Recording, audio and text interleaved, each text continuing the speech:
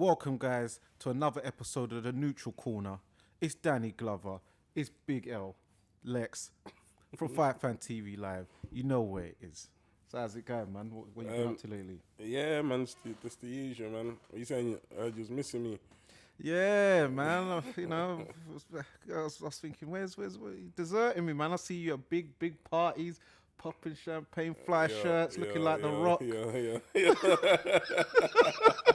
You know what I mean? Yeah, stay on top of it. Let's stay on top of it. Yeah. So yeah, man. Big fight last night, as we know. Yeah, Dillian Whyte versus Tyson Fury, or Tyson Fury versus Dillian Whyte, however you wanna. Yeah. So 94,000, big Wembley Stadium. What was your assessment of the fight? Scrappy. Spence still got caught with that uppercut. Yeah. Because he gets caught with it a lot, and I thought maybe it would, worked on that, and maybe in camp. What was your assessment of Fury's performance? Nothing special. We got the job done though, but to be honest, I don't think Fury really got out of first or second gear. Yeah. Well, my assessment, what I did like, which I think threw a lot of people off, probably including Fury, is that Dillian Whyte came out southpaw in the first round. Dillian Whyte came out southpaw? Yeah. Oh, did he? Yeah, he came out southpaw, which threw... No, because I thought they said Fury came out southpaw. No, that was in the second round. Oh, okay. So Dillian Whyte in the first round come out southpaw for the whole round, which threw Fury off, and he was landing some good body shots, which was like a 10-10 round. And then Fury in the second, then they switched over. Dillian Whyte came out orthodox, and Dillian Whyte came out orthodox, and Fury was southpaw, but it was only for like 45 seconds because he realised it weren't really working. So then Fury switched back to orthodox, and then from there, he was, outboxing. It got a bit rough, but I think once that cut happened in the fourth, when the ref kind of lost a bit of control. Yeah, that ref was too small, man. He couldn't break him. He had no size. Yeah, you needed someone from Mad Limited with physical presence, because you need a big guy though. We're talking about the ref, Dan. Not but you need a big ref. Yeah, I know, but obviously, like Tony Weeks. Tony Weeks comes to mind. No, but it's that big old English guy as well, though. He's got like the white hair. He's a big guy. I forgot his name though. I think I know you're talking about. Yeah, not Dave Paris or. That referee he didn't have a lid on that situation yesterday, because they had a couple like scraps and stuff that he's trying to break up, and they weren't even listening to him before they'll break up when they wanted to. Yeah, and it was his first. I think it was his first big fight, so it was all a bit too new for him, I think. But it did upset me, because I thought Dillian was gonna do a lot better. It's one thing getting outboxed by Fury, which is, the smart money was probably on that. But to get, that's the fourth time he's been down in his career from the same punch. Yeah, that's what I was saying. That's what. It's like something in the gym. Like what? Surely that would have been addressed in the gym. That a block or something to evade that shot, because it was the first uppercut I saw Fury throw all night. So it's like he knew once he kind of threw it, it was gonna, and it was just it was really upsetting to see Dill go down like that, man. To that shot especially, because he can always take he always takes hooks well, big straight rights. It's just always that uppercut. It's like something under the jaw is the weak spot, which is unfortunate, man. And so where do you think he goes from here?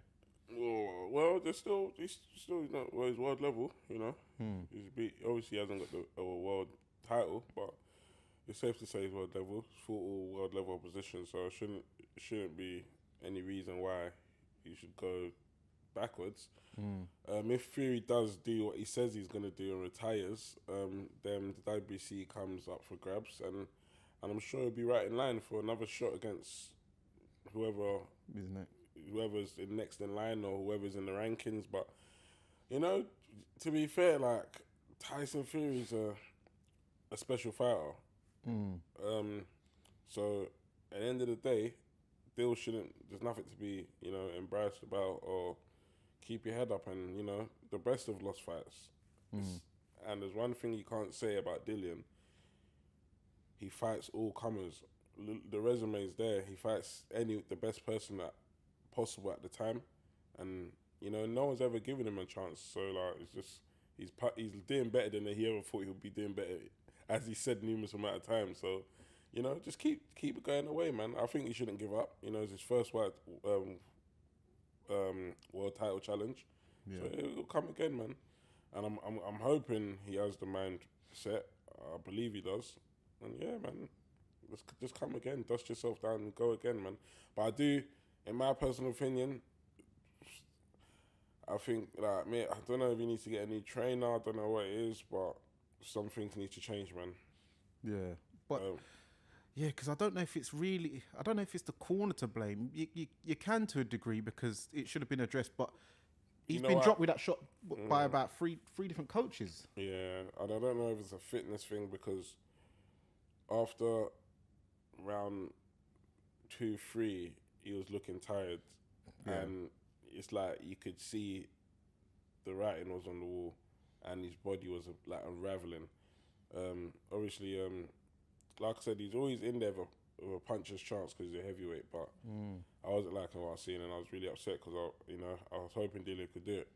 Yeah. I felt he was able to cut off the ring well, but when he did land body shots, he didn't use a full-on body attack. He would just throw one, which would unsettle Fury a little bit. He didn't like him, but you'd need to throw 2 and 3 to the body, kind of like what Errol Spence did the other week. The truth, yeah, with like a combination to the body rather than looking for the one-hit wonder, because you can't really just throw one to the body on a heavyweight and expect, to get the best result. And then headshot-wise, he was missing badly. He was like windmilling them over, like he was. Yeah, like I don't like that punch. It never does land for him. Yeah, it was like a cricket bowl from Brian Lara and Chris Gale from the West Indies, and I was like, it's not the shot to be throwing, Dill, man. You got to stop that. So there's things he needs to work on, but as you said, he can come again. But we saw Tyson Fury do his big parade. It looked like a farewell thing. Do you think he's going to retire? And well, I think it all depends on who wins out of Joshua and Usyk. If Usyk wins, I don't think he'll care and then fight Usyk. But if Joshua wins, I reckon he'll win that fight. Oh, because the magnitude and all that. The magnitude of the fight. It all come when it all said and done. Those are the best 2 heavyweights in Britain. Yeah. Because Josh, even though Josh has lost his belts, he's been unified champion for like a number of years, and he's had a numerous amount of defenses. So when it's all said and done, even though he's taking some losses, he's gonna go down as one of the best heavyweights in Britain, and it'll be a shame if they both retire and they don't fight each other. Yeah. So, all right. So say Fury. Okay, he says he's going to retire, so I imagine he's going to vacate this belt, go for a little hiatus, what some fighters do, and then come back. He might do the. Are they still doing that? What's that belt? WC or Emeritus. Yeah, still doing that? Or? I think so. Yeah, so no, not the Emirates, the other one, the new Diamond. one. No, the franchise. Yeah, that's it. Franchise. That's Sorry, right. Yeah. Are they still doing that? Because that's, if anything. Yeah, because what's his name? Cambosos' franchise. Yeah. So yeah, exactly. Yeah, because Devin Haney. Yeah. So if anything, he could just do that, and then somebody can fight for the world title, whatnot. So, and go from there, man. But yeah, like I said, the only thing I think he will try for now, but the only fight he'll get out for is Joshua. So say all the belts get fragmented when someone finally does become undisputed. Who do you see from the next crop under these, Fury, AJ, Wilder, like the one on the new gen? Yeah, so you're talking about the Joyces, the Bars. Yeah, Hergovich's, Tony Yoka's. That's a hard one, man. Because the reason I say that's a hard one because Joyce is 36. How old is he? 37. Yeah, about 36, 37. So he's quite old. Well, but not in terms of heavyweight. He's not the oldest, but he's getting on. I would say Ooh, out of all of them, I'll probably back Joyce. Yeah. Yeah. I'll probably back Joyce. He breaks people, man. Like his punches, they don't even look like they're even effective. But what they're doing to people, they're just looking like they're. Like, remember the fight he had with Bermane Vern? He looked like he was in a car crash. Yeah. But also, I just forgot that Joseph Parker's about 28. You know, he's Yeah, quite he's young. still young. He's still young. But and, I don't. And Huey. Huey, he still hasn't got that signature win to even say he's world class. But he does seem more aggressive now, though, in his latest fights. Yeah, but I like Huey, you know. I like his trainer and his dad, Peter. But he still hasn't had that fight to just put him in that bracket. Yeah, I know what you mean. He's chipping away though. He ain't giving up. Joseph Parker, who's his best win? Andy Ruiz for the title. Yeah, Andy Ruiz, Takam, Chisora twice. Yeah, so he's had some. Yeah. So lost to Dillian, lost to Joshua. Yeah. So that. I don't think he's coming on again. I don't think there's a second coming of Joseph Parker. No. Okay. No.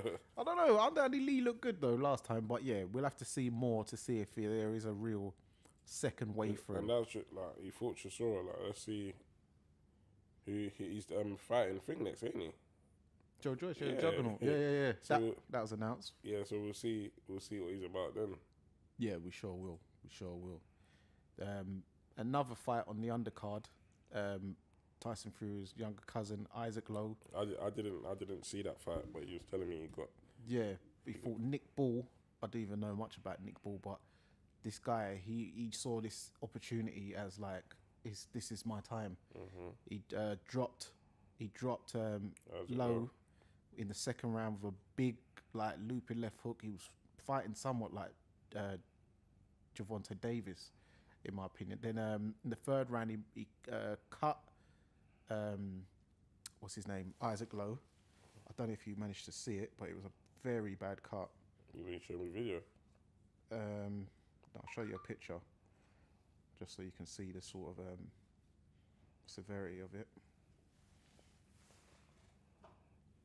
Was that the cut? Sorry, that. Yeah. And then in the sixth round, they was in a clinch against the rope. Nick Ball's back was on the rope, and he swung Isaac Lowe through the rope. Isaac Lowe's through the rope, his head. The ref said nothing. As soon as Lowe's head come out, Ball's just gone bam, bam, and then bam, bam, while his head's in the corner post, and he's just gone. And then the ref jumped in, but I thought, that was a bit mad that the ref didn't say a word, and he just let Ball just wham him with like 4 big right hooks. So would you say it was controversial?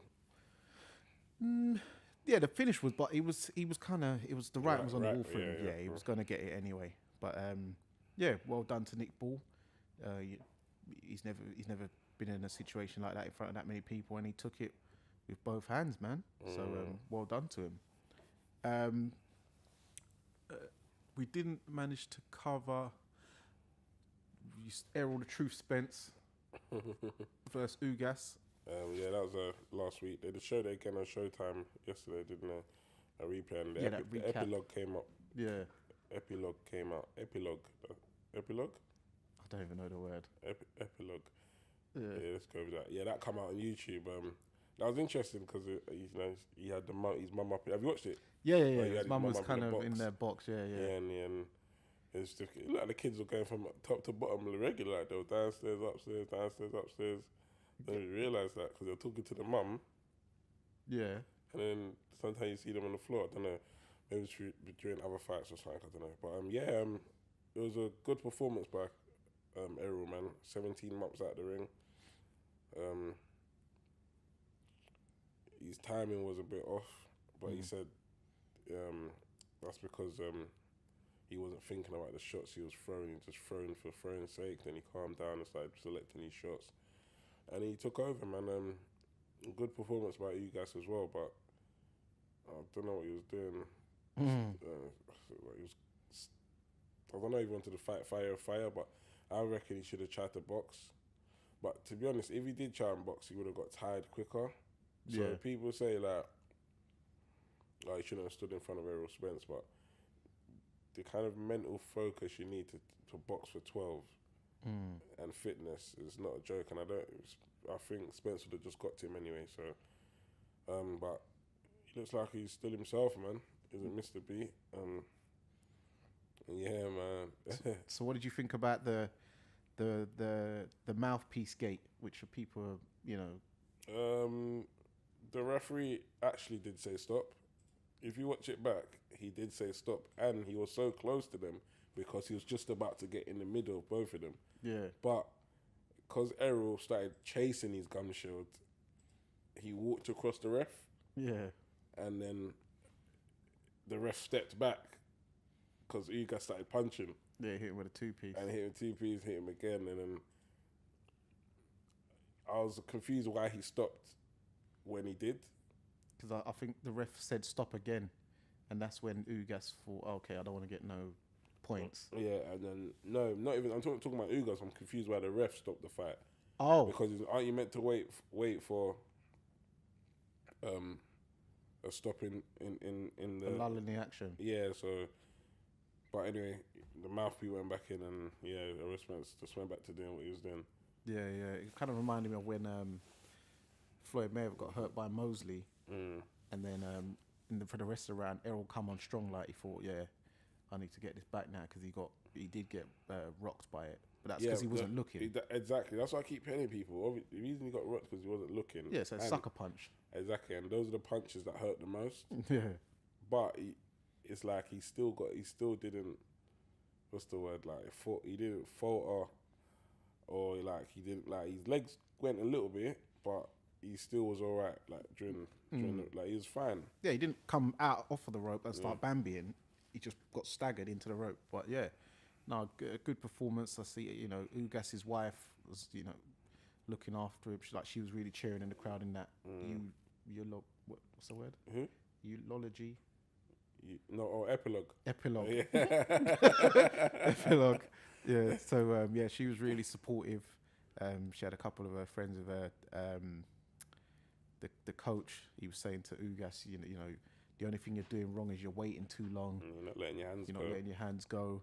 And then Errol Spence just put a full sustained body attack, head, body, and he got the W. I see afterwards they had the party. I see the dad putting the jerk chicken on the grill and all that. Yeah, you see 50 rang him as well. Yeah, 50 rang him when he was on his kids just chasing chickens around the farm. He lives on a farm, don't he? Yeah. So that was nice. 50 rang him and stuff.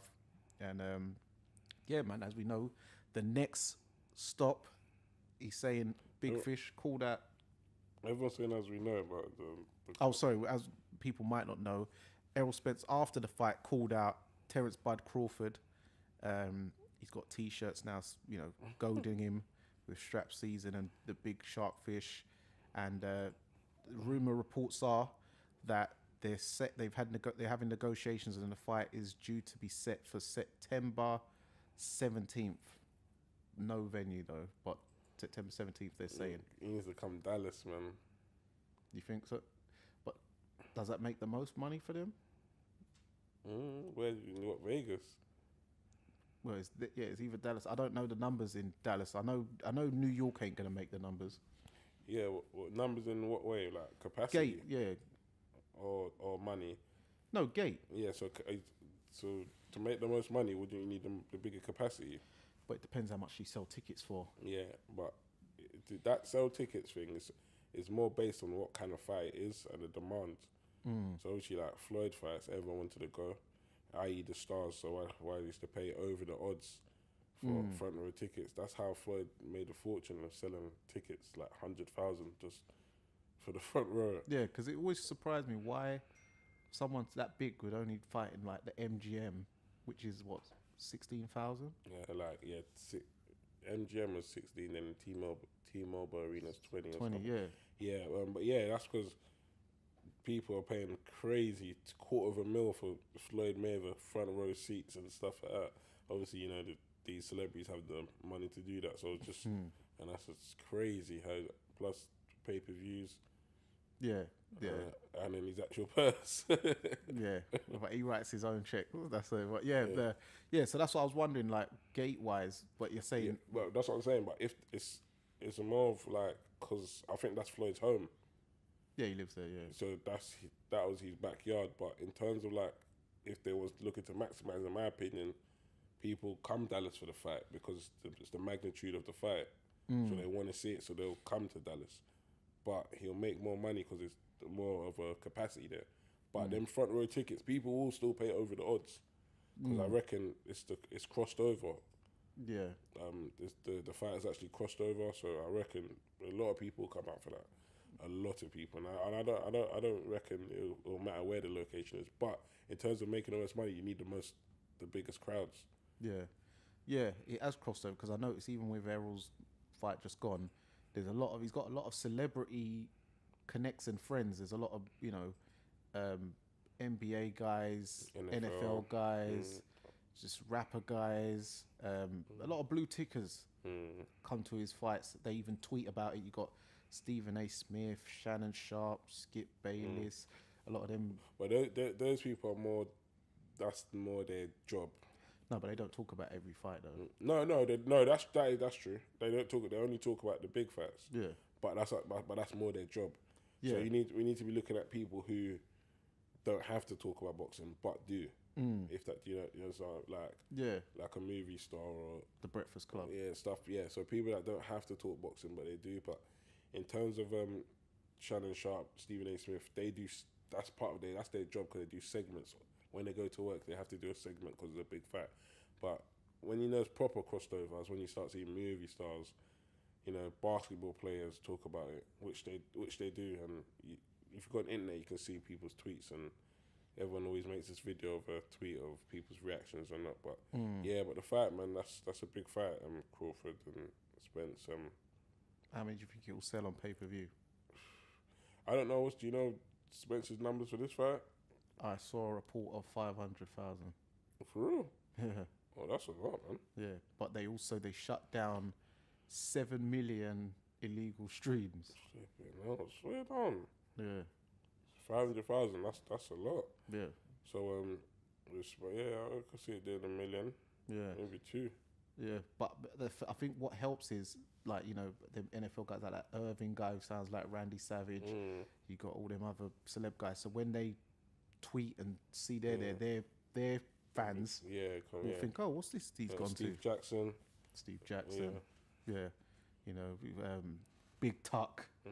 I didn't know of Big Tuck before that. I rated that for Floyd. I mean, for some reason I just keep checking his page. I see his followers are going through the roof. Yeah. He can't believe it. Errol's brought him back to life. Yeah, because I remember I saw when I first clicked it, I saw he was only on like 2,000. Yeah, now he's on about 8,000. Yeah, so big look to bring in and one. That's just from one performance. Errol brought him back, and then now he's gonna get booking. He can even make a little comeback, and probably do a tune of Yellow Beezy or something. Yeah, so that's a good look.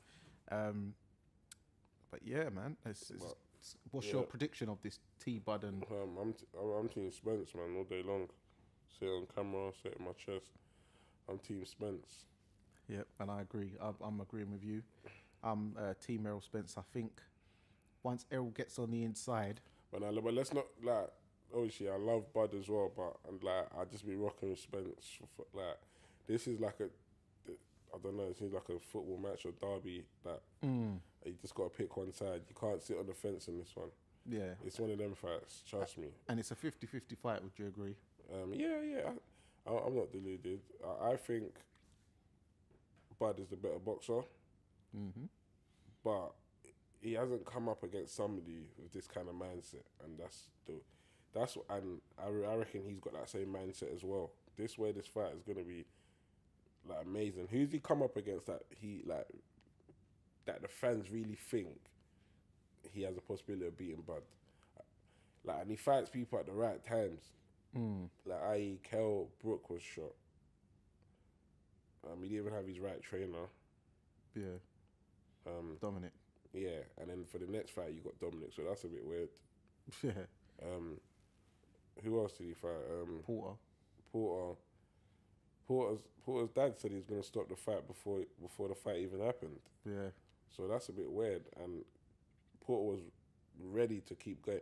Porter would have made the 12. Yeah. And the Porter that fought Spence was not the Porter that fought Bud, because that guy wanted Spence's blood for some reason. I don't know what it was, but he didn't want to lose that fight. Yeah. Do you think that has something to do, Porter then started his podcast. He said that this was that fight was going to be his last fight. So it's like the 1 foot out the door mindset. Yeah, like the fight against Bud, and the fight was competitive as well. So that's what people don't overlook. That the fight was competitive. Bud it wasn't a one-sided fight. No, it was only what's his name? Womack. Porter was only 1 point down on the cards. I checked. Yeah. At the end of the fight. Because of them knockdowns, so no.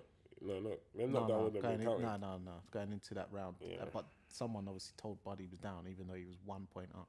Yeah, so that fight wasn't as easy, and like, not like, I don't know, man.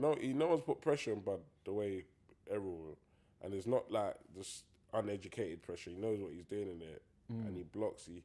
But he might be open to the uppercut when he dips down low. That's the only thing that I see. But when he dips down low, he doesn't get out fast enough. Tell him again.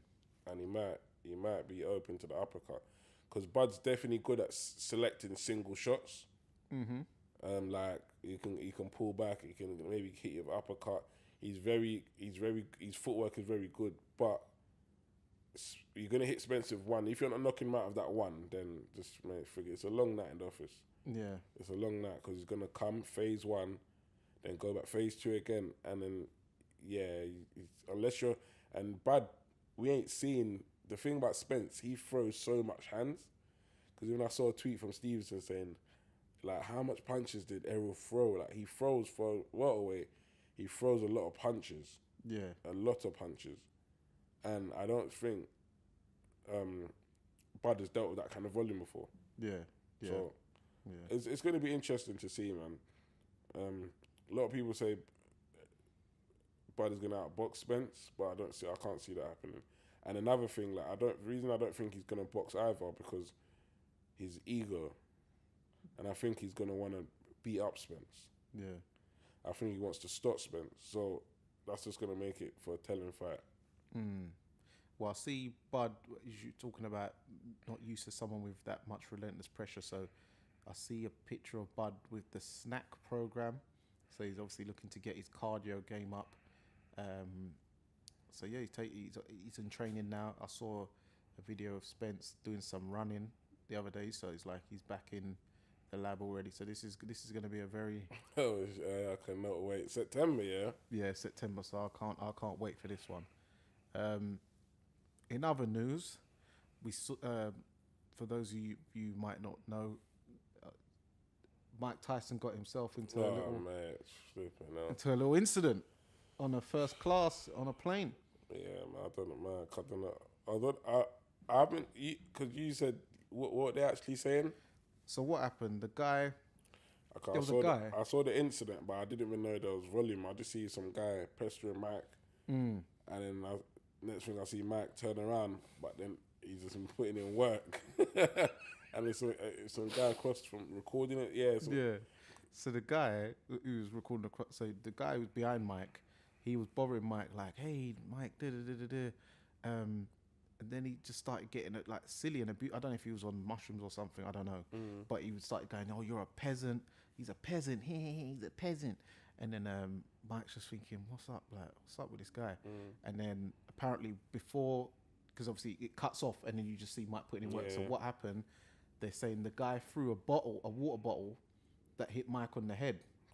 And that was the final straw, which is classified as assault, so Mike can claim self-defense. Oh, right, okay. And that's why you just see him putting in work, and then the guy's got some like cuts on his head, and then he's looking like a puppy. I don't know if you see that bit. Yeah, I saw that picture, Yeah. Well, yeah, man, I don't, well, Mike's calm now, man. He smokes weed and that, man. He chills, you know what I'm saying? So it have to have been something serious to get him into that zone, you know what I'm saying? So yeah, but it was a bit idiotic from that passenger, isn't it? So do you think that people got to respect people's personal space. You know, just Yeah, 100%. Doesn't mean because you're a celebrity flipping. You know, you don't know what I say. People like a celebrity, they don't allowed to have days off, which is a shame, innit? Like you can't. They have to be on their best behavior at all times. But obviously, that's what comes with the territory. Yeah. But is it fair? No. Well, I think what would have been fair if the guy, you know, he's seen Mike, they're in first class, he's probably gone, hey Mike, can I have a pick? You know, Mike being a celeb, he's got to know fans want to pick. Get your pick, sit down. But I'm talking about in fairness, like the celebrities have to live this life as like I said, they got to be on their best behavior all the time. I said, is it fair that? yeah, but it's a hard one. It comes as part of your brand, your profile. yeah.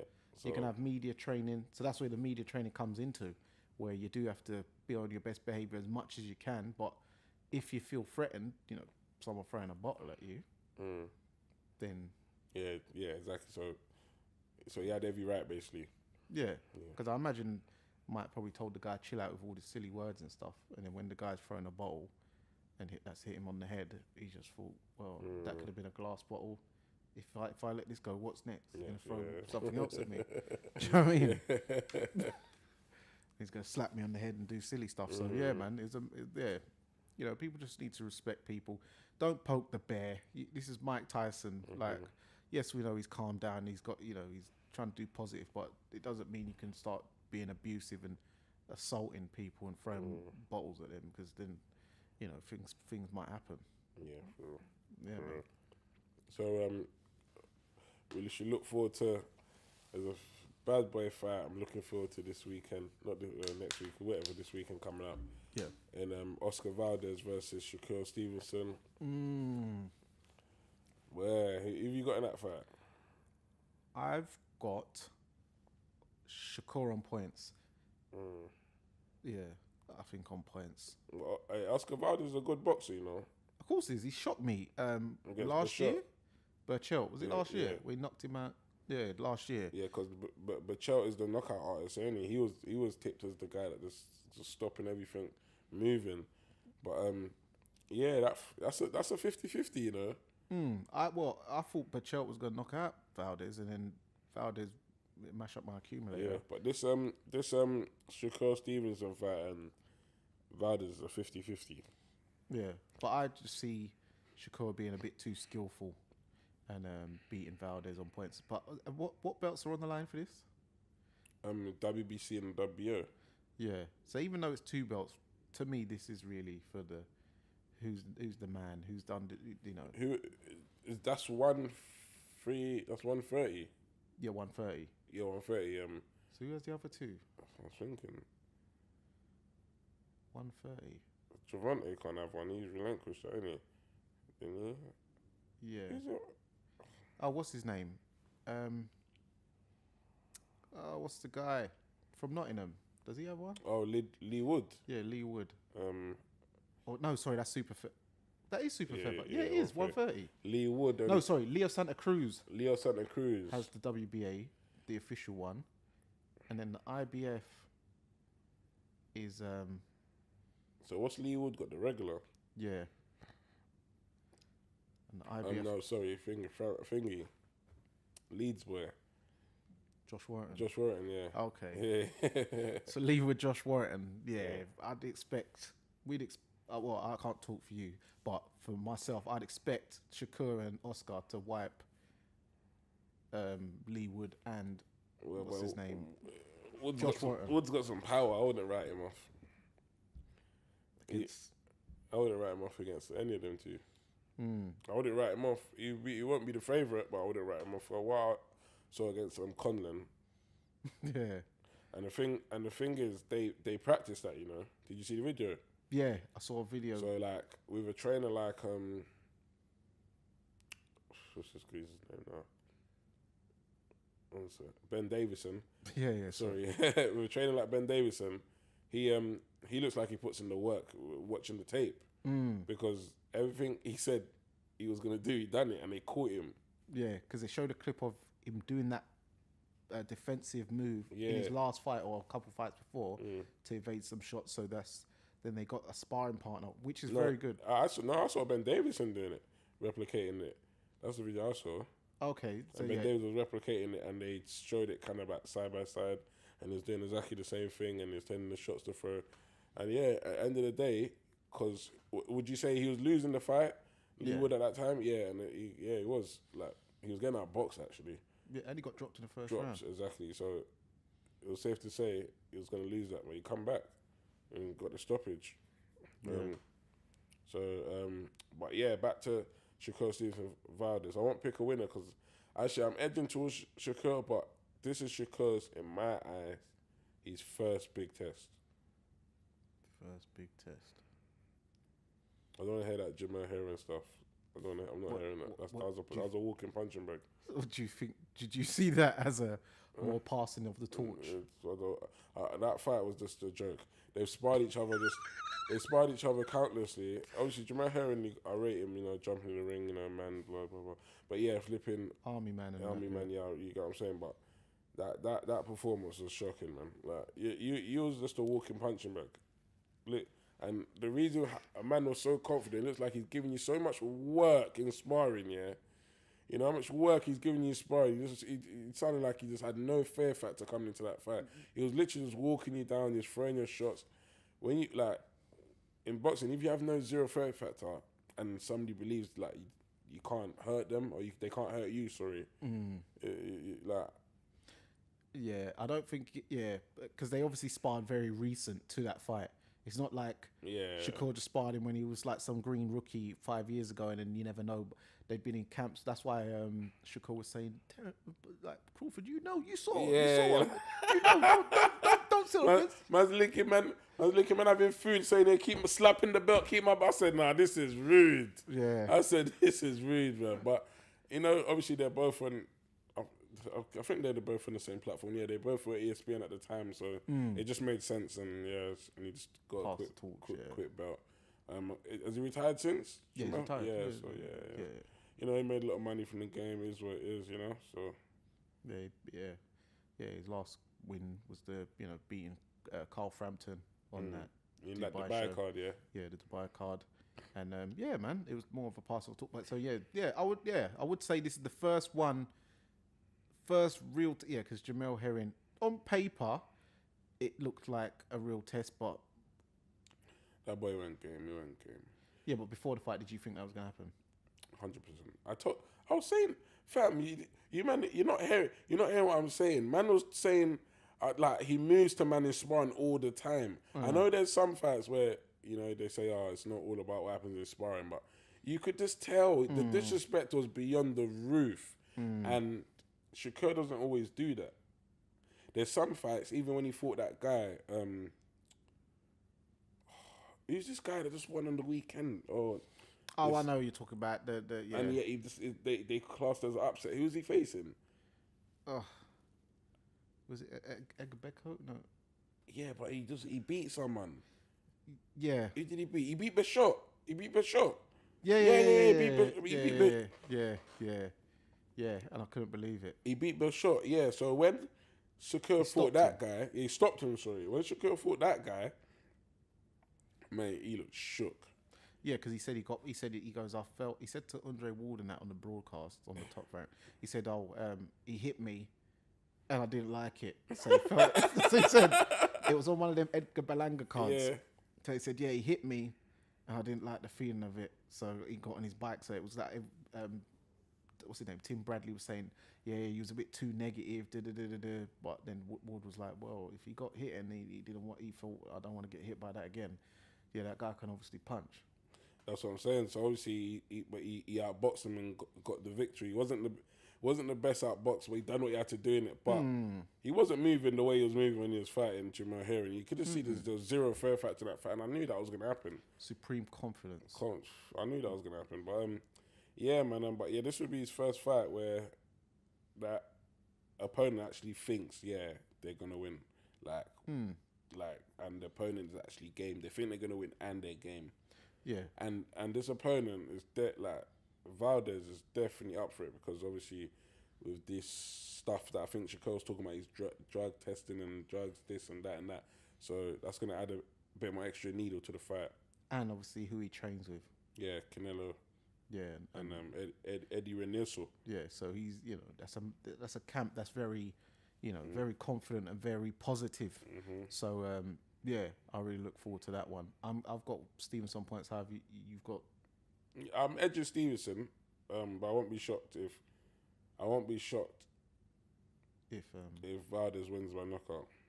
Oh wow, okay, yeah, man.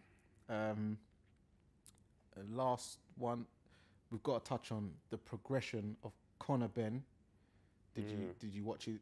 You must. Yeah, I like Conor, man, but Conor needs to start scrap a live opponent now. Scrap a live, but I like Conor. He's knocking out everything he's got in front of him. Yeah. But the fans want to see you scrapping a live opponent now, Conor.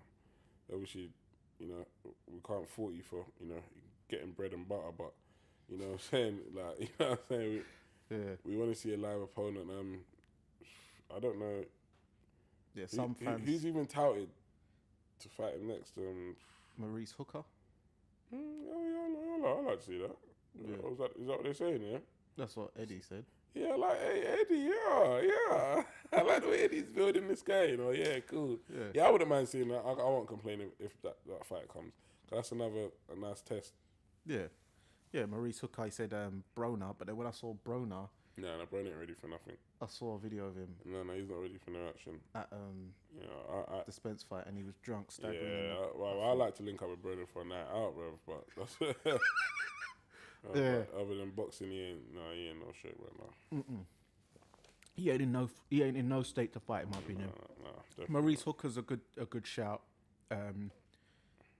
Or Cody Crowley, he looked good. Who's that? He beat Jose Cito Lopez on the undercard of Spence Ugas.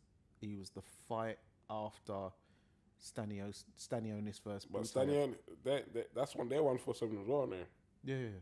Okay. But I don't think they'll put Ben in with Stanionis just yet. Well, I don't know if Virgil Ortiz is still going to be campaigning at 147. Doesn't seem. I don't know. Seem like he is. Ennis Boots. These are the guys. These pairs. Yeah, but they're more. I think those types of fights they'll do for a world title fight. Because say the winner of Spence Crawford now. If Spence wins or Crawford, they certain mandatories will come up. Things will get relinquished or whatever, and then it will be a Ben versus Ortiz or a Jaron Ennis, because right now Jaron Ennis has got Custio Clayton next month, and then they said they're looking to have, they're expecting Jaron to win, and then they want Jaron Ennis to fight Keith Thurman on the Spence Crawford undercard for the IBF final eliminator. Ooh, hey, if that happens. Yeah, because they wanted Danny Garcia to do it, but then Danny Garcia was like, you have to do it on your own. You're not going to make your bones off of my name. So he's basically saying he knows he can't beat Jaron. He doesn't want to pass the Philadelphia torch. When you don't want to lose to, at least you've got that thing in the hood. Yeah, still, your own ends. Yeah, you don't at least a fellow Philadelphian. Yeah. So Keith said, Keith needs a way back in. So yeah, he said he's willing to jump in on this undercard. Who did Keith fight? Mario Barrios. Yeah, that's a good. He's game, Because the fight when I see him against Tank, that one a foregone conclusion for Tank. That was a hard fight. Yeah, well, Floyd was saying Tank was down on the unofficial scorecards. When he said, yeah, that's a good fight. Yeah, man. But yeah, definitely, man. Anything else we ain't touched this week? I think that's about it, So next time, we'll be talking about the fight coming up this week is the Shakur Stevenson Valdez. Anything else on this week? A couple of Spanish cards or something. Italian. No, yeah, there's an Italian one. Italian on the zone. Yeah. Follow the Instagram. We'll update you on that. And what else? Any UFC? We need to get back to you. Yeah, but we saw Francis Ngannou. Oh yeah. See him in the ring with Tyson Fury. they're saying they're going to do a fight in Africa. Hopefully that does go down. Yeah, an exhibition. Yeah, that'll be sick. So that'll be interesting. Not style bender. My boy Aljamain Sterling. Oh, what's he on? Defended his belt. Oh, okay. Just the other week against the Russian guy. When's this Kamaru Usman and Edwards fight going on? They haven't announced a date yet, but I'm looking forward to that because we're definitely gonna have to crack down on that. No, you man ain't ready for anything. We're gonna do. You can't. Yeah. It's the date ain't announced, so I'm not gonna. We're not gonna go in circles. You got Edwards? Of course, I've got Edwards. But when it gets closer to the time, then we'll get into it, and I'll get my adrenaline will pump then, and I'll be ready to give my verdict and why. No problem. Alright, cool. Until next week. Yeah, man. So that's it for this week of the Neutral Corner. It's Danny Glover. It's Lex from Fight Fan TV Live. And remember, guys, persistence beats resistance. What's the Hey, see you next week, guys, man. Peace.